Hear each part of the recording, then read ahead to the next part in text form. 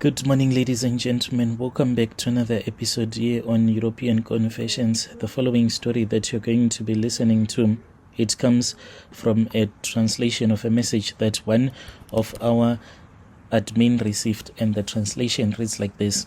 My name is Lerato, and I am here to tell a story that I never thought that I would share with anyone. My story is all about love, how I got betrayed, and how I got betrayed because of my greed, and now I have lost a lot. I have lost so much, and I don't even know what am I supposed to do to tell myself that everything is going to be okay. But in short, I am not proud of what I have done. I'm still living with the consequences of my choices on a daily basis.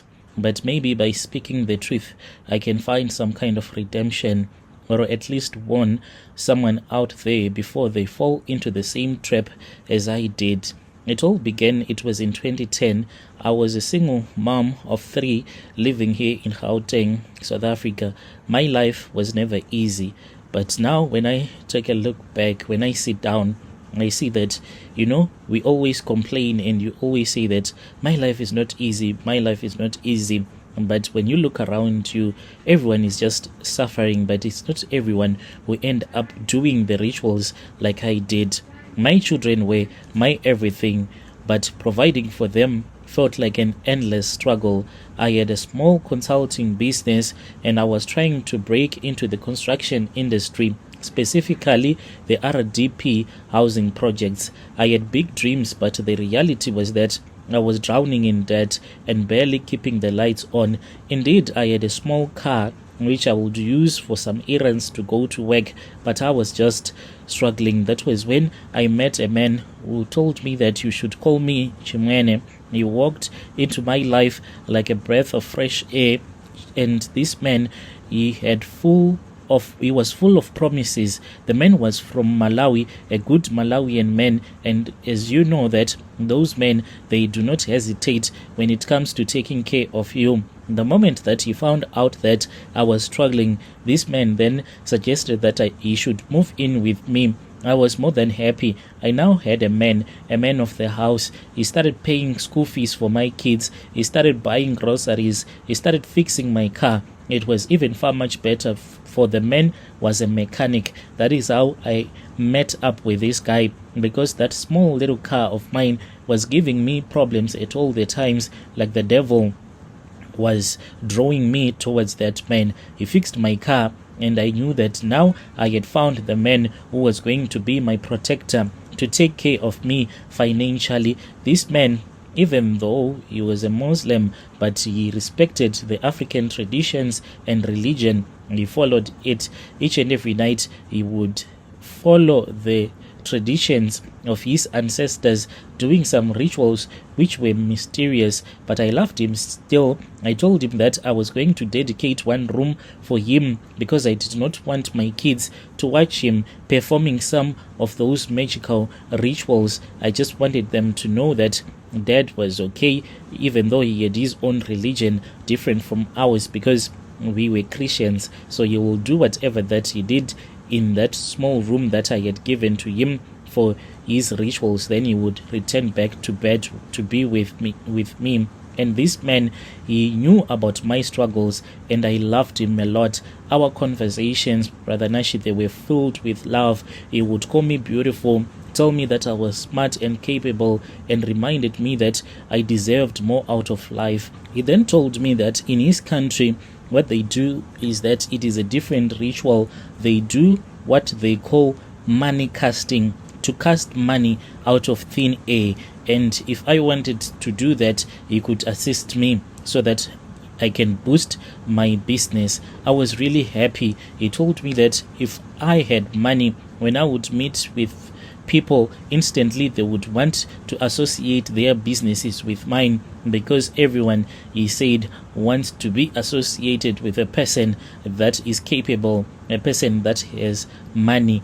And at that time, that was when he took me to another healer who was also from Malawi. We spoke for a very long time, and all that they wanted for the casting of the money was a small offering. My money was used It was only 100 rand that was used for that ritual. I was skeptical. I did not even believe in any of those rituals, and I did not take it to be anything that was serious. As the rituals continued, things started happening. Within months, my consulting business started winning contracts, specifically in the RDP housing sector. From 2012 to 2015, I made more money than I had ever dreamt of. I was overseeing projects, building houses, and living the kind of life that I used to envy in others. But the success came with a price. The man told me that he wanted to return back to his country.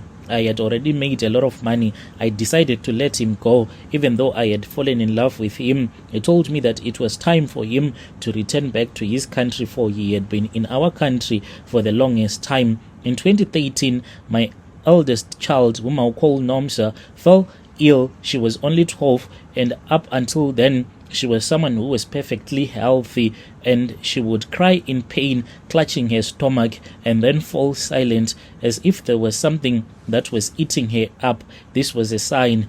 And then I lost my daughter. After I had lost my daughter, in 2014, my second child, whom I'll call Swu, died in an accident when they were returning back from the school trip. It was really terrible. The buggy that they were in after they had been picked from school, then it had an head-on accident, and 2 of the kids that were in that buggy passed away, and it was really painful.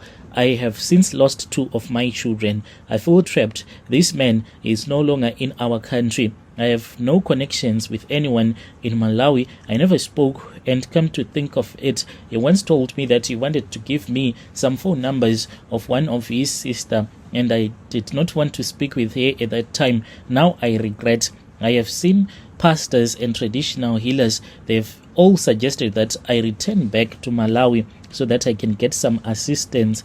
But where can I go to? Currently, I have my last remaining child. I have dreams of my child being eaten up alive by a monster, a demonic monster that I can't even properly describe. This means that it is now time for me to perform another ritual, in which I do not want to do this. I have since given my life to Christ. I want other people to assist me. When you give your life to Christ as a ritualist, what happens? Do you see a bright light? Do you feel any change in your body? Do you start to manifest? Because the day that I gave my life to Christ, after I had confessed in private to that pastor about all of the rituals that I have told you, nothing happened. The man of God only prayed for me, but nothing changed. That is why I am so worried as to why nothing really changed.